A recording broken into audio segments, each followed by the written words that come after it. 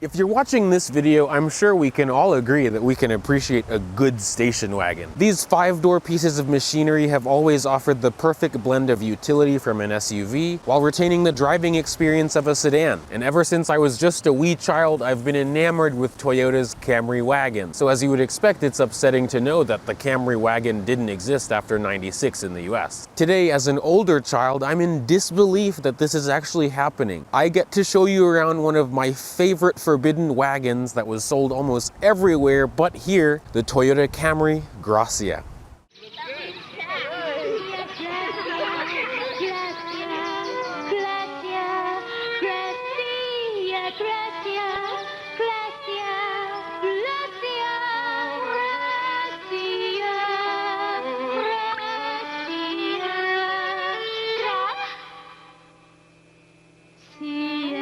Gracia 楽しい人生を乗せたいワゴンとセダン誕生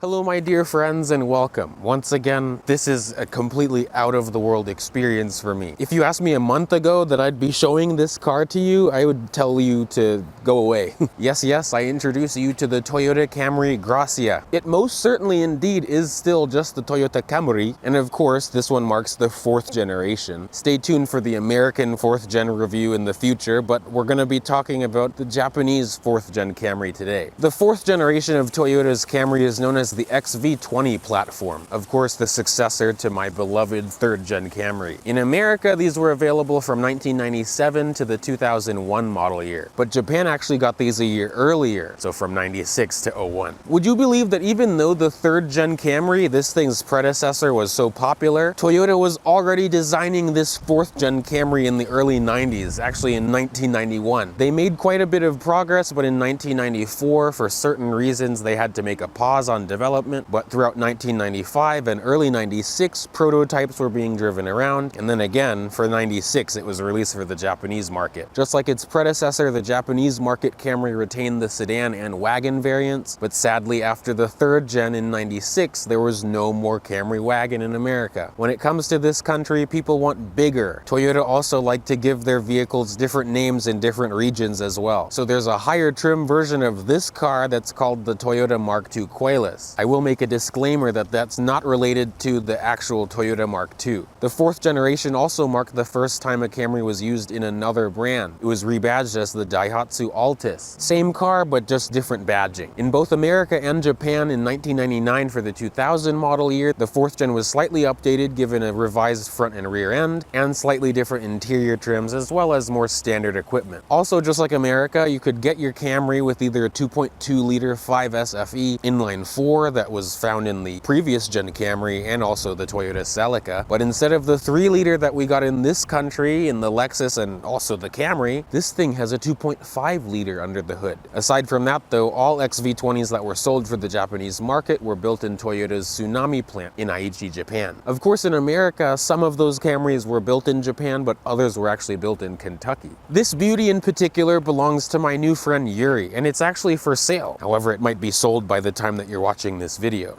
It's a 1997 Camry Gracia 2.5G, of course in the estate form, in Toyota's Super White, and this is the two-tone, of course. This thing is sitting at just under 78,000 kilometers, which on this side of the pond is just under 50,000 miles. For as low as the mileage is, this thing isn't as pristine as you would expect. Really does seem like it's gone all over the world. Mechanically, it's excellent, but there are some cosmetic things with the JDM models that are a little bit more difficult. For example, if you're lucky enough to procure a Japanese market Camry, you'll have to know that the front bumpers are different. And it's not just the fog lights, unfortunately, it's the whole grille and bumper assembly. And in this case, it's 2 pieces, unlike the American 4th gen, which is just 1 big piece. Just like living with any other JDM car in America, it will be a little bit more of a commitment to get parts. However, at least the hood is the same from the sedan and this car. If you happen to be lucky enough to live in Japan when these were new, a front-wheel drive Camry Gracia 2.5 2.5G like this one would run you about 2,780,000 yen. In America, that's about $18,000. Toyota offered the Camry Gracia sedan and wagon in two variations. The V line of vehicles was more like a Camry LE or CE around here. Meanwhile, a V model like this one is like a loaded LE or an XLE. Like I said, the Camry Gracia was available with two powertrain options. You could either get the 2.2 liter 4-cylinder or the V6 under the hood of this. Both were available with the automatic transmission if you got the wagon, but Toyota in Japan let you choose 4-wheel propulsion in your 4th gen Camry. However, just like most Camrys, this thing is only front-wheel drive, but that's no problem. This Camry review has brought many good things to us because we've previously seen the 1MZ FE, the 3-liter V6, and we've seen the 3MZ FE, the 3.3-liter V6, but we have yet to see the 2MZ FE until today. So yes, I certainly introduced to you Toyota's D-stroked 3-liter. It's a 2.5-liter V6. It even looks the same as the 3-liter 2, but it again is only a 2.5. It is a Toyota engine, but we did not get this in America. In this application, it makes 200 horsepower and 180 pound-feet of torque. Meanwhile, that 3-liter made about 220 horsepower and around 200 pound-feet of torque. So it's not a huge difference, but it is a noticeable one. This engine is paired to a 4-speed automatic transmission, and in this case, only front-wheel drive. But Toyota allowed consumers in Japan to choose their all-track all-wheel drive system. Of course, it first came out for the 2nd gen Camry in 1988, but the 3rd gen did not get all-wheel drive. The 4th gen wasn't all-wheel drive in America either. However, it is very similar to the all-wheel drive system that you'll find in the 1st gen RX300 and the 2nd gen Toyota Sienna. It uses a real center differential so it can distribute power 50-50 front and rear. Toyota rated the front-wheel drive V6 Camry Gracia Estate to do 17 mpg in the city, 24 on the highway, and a combined rating of 20. Those are pretty decent numbers considering the size of this car. Also, if you're wondering why Toyota didn't just put the 3-liter in this, it's because in Japan you're actually taxed on the size of your engine. So the larger the displacement, the more you get taxed. So that's why this has a 2.5. Thankfully, just like Toyota's 1MZ, the 3-liter V6, this engine does run on a timing belt, but it's a non-interference engine. So if the timing belt ever does go out, you can just replace it and keep on running. I think I'm gonna have to put my hood on. I'm not getting sick today.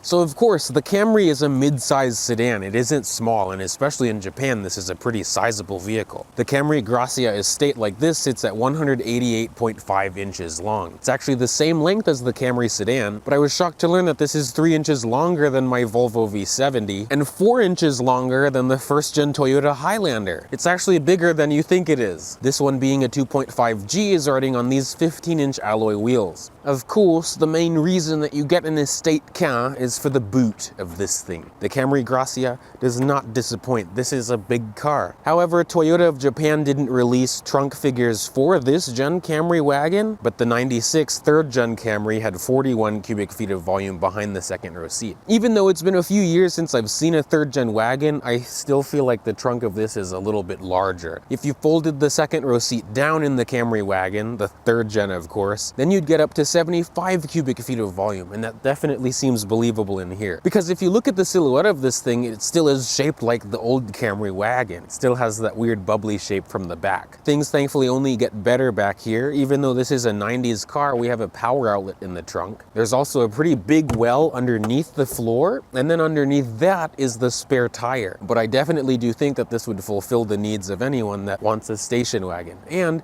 if you want to tow, you can, for some reason. Toyota rated this V6 wagon to tow 1,500 pounds. Before you ask, these taillights were not tinted by Yuri. This was not his doing. Again, I find the shape of the back of this car to be pretty interesting. It definitely is an evolution of the 3rd generation Camry. However, even though they both have that egg shape, this one has one rear wiper, while the 3rd gen has 2 rear wipers. Thankfully, we're getting closer and closer to being out of the rain. Welcome to the rear seat of the Camry Gracia. The previous owners of this car also tinted the windows. I think this is like 5 or 10%, so it's dark in here. If you didn't know, I'm 5'9", and you can see the driver's seat is actually a little bit farther back than how I sit. Yuri's taller than me. And I still have legroom. I can easily fit my feet under the seats, and I have maybe 2 inches of legroom. Headroom is also very good because this is just straight all the way back. I don't believe believe that these Camrys were available with the third row seat, but the third gen, previous gen Camry was. Of course, because this is an older car, you do notice the simplicity, but it's honestly refreshing. There are amenities back here. Unfortunately, we don't have air vents for the rear passengers, but this car isn't that huge, so I would imagine the front vents to do something. So this doesn't have air vents, but you can smoke back here. Toyota provides us with an ashtray for the rear passengers, as well as 2 cup holders, but be careful when you try to open these. And in between the 2 rear seats, there's this armrest here with 2 cup holders and a little bit of a tray. So it is pretty accommodating. I do have to say, if you're looking to put babies in this, I don't see any latches for child seat. So we're about to drive this, but of course something that has already happened multiple times is, ready to go, and then, oh, that's the passenger seat. It's just so funny. This is my first right-hand drive experience, at least on camera, so it is so nice, so exciting to finally be able to enter this cocoon. Welcome to the interior of the 97 Toyota Camry Gracia. Of course, this isn't anything exotic, but it's just really nice to be back in the old body Camry. We can get this thing going though, thankfully, because it's an old car. We don't have nonsense like push button start or anything like that. So this is the key for the 97 Camry in this case. Normally you'd get a different looking key, but this is what you'd get as a replacement now. But all you have to do is just put your foot on the brake and then twist the key in the ignition and start it like a normal car. Let's listen.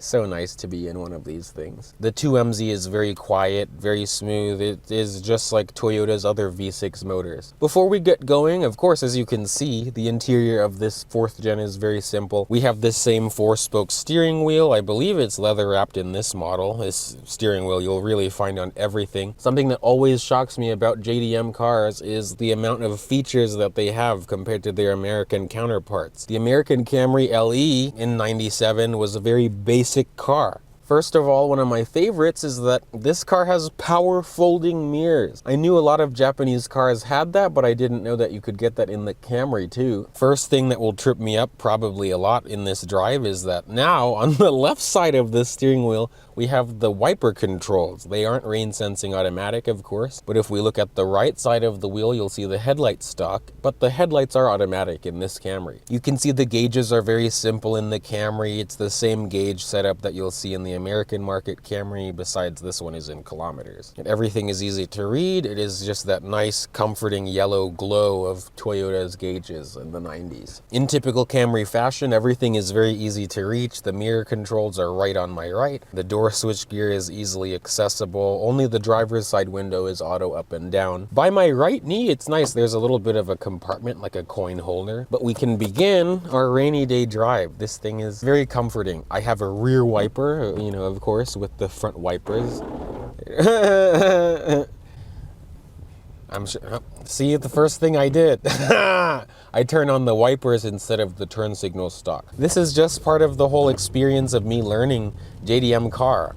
It's so interesting. First impressions, the Camry drives very smooth. It really just feels like a normal Camry. These 15-inch wheels soak up the bumps quite nicely. I really don't have any complaints. Camrys have always been just very easy to maneuver. It's just a great daily driving car. It's just so weird, everything.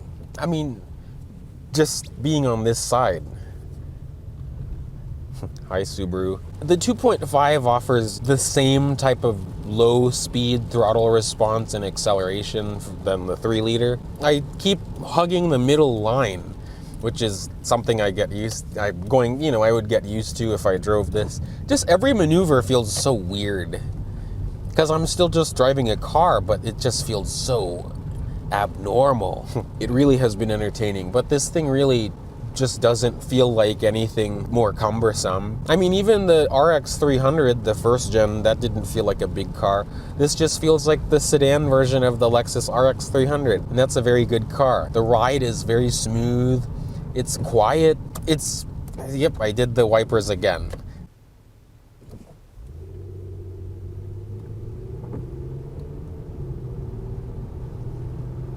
I really do notice the 3-liter is, well, the 3-liter definitely has more punch. You see, I did my left signal, the wipers again. The 3-liter definitely has more punch. I drive my Avalon pretty frequently. If you didn't know, that Avalon that I reviewed a few months ago is now my Avalon. The MZ motors are very smooth, very quiet. Even though this car is pushing 30 years old, it still feels like a new car. I guess, you know, because it has only like 50,000 miles, it should. It still doesn't feel like it creaks or rattles. The Camrys of this era just felt very well buttoned down. And of course, because this one is a Japanese-built Camry, it's even better.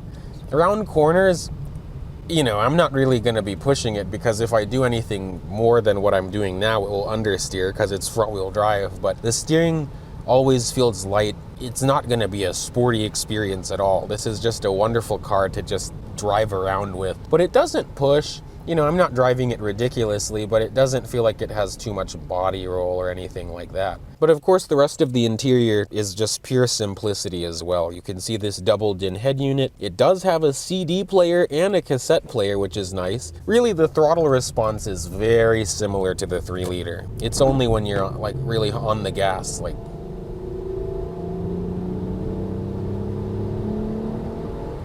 It's just, yeah, it's just slower. The brakes still feel good, but you know, I'm not gonna be driving this too crazy because it's raining. You can see passing power as we go up the hill here. Merging is definitely something that you have to get used to. It's just you have to get used to, like, the blind spots are different now.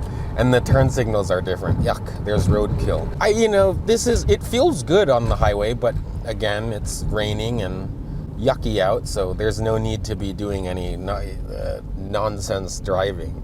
You know, it's not gonna be fast, especially you get the 2.2 liter that has 133 horsepower. It's gonna be very comfortable. Thank you. It's so funny being on this side of the car because you have to make sure when you turn across traffic to not be an idiot. This road is very undulated, if that's the right word I'm using, and it takes the bumps very well. These things eat bumps. The Camrys, the Avalons, ES300. It's a really good platform of car. There isn't much bad to say about it. The seats are also pretty comfortable as well. They're, I feel like, the same as the American spec Camry's seats. In this model, they are both manually adjusting, but they offer a lot of comfort. Nothing sporty.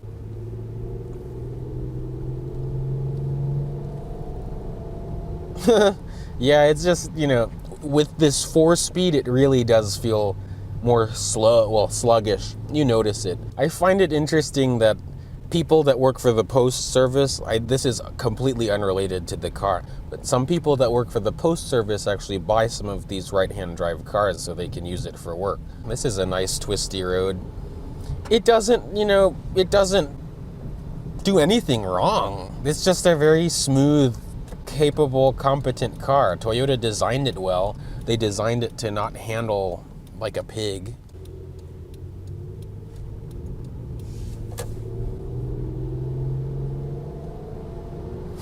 Like, the best way I could describe it is, like, I feel like a new driver.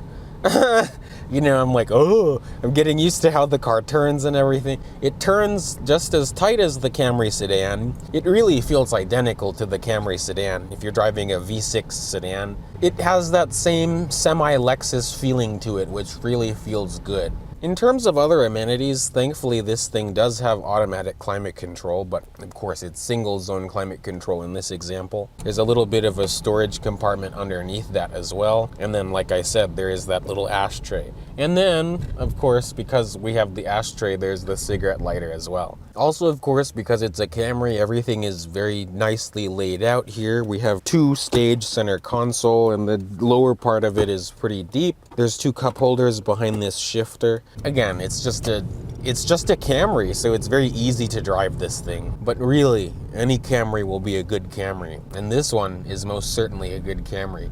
I guess we can see this little S corner here. It does it well. You know, it turns in tight. It isn't sporty, again, I'll say that, but it offers direct response, good feedback. I get, nice feedback from the wheel, even though these are chunkier tires. And every time I take a bump where I expect it to float, because I guess my Avalon with old suspension does float, this thing just eats everything. It really does. My friends, we have now reached the end of our time with the Toyota Camry Gracia. This really has been an absolute treat for me. I drove all the way to Pittsburgh, PA from Maryland. That's like 4 hours from my house. I know it really is just a Camry wagon, but it's a station wagon. The 4th gen Camry is of course an excellent car, but the added space of the wagon really makes it appealing, and I really wish that we did get these here, but now that these cars are getting older, we can start importing them to America. Again, thank you to Yuri for letting us look at his Camry Gracia, and for his sake I hope it's sold, but for your sake, if you want to buy it, I hope it's not yet. But let me know in the comments below what you think and what you drive. But before I start talking too much and then it starts pouring on me again, thank you all for watching, liking, commenting, and subscribing, and I'll see you in the next video. Bye, peeps.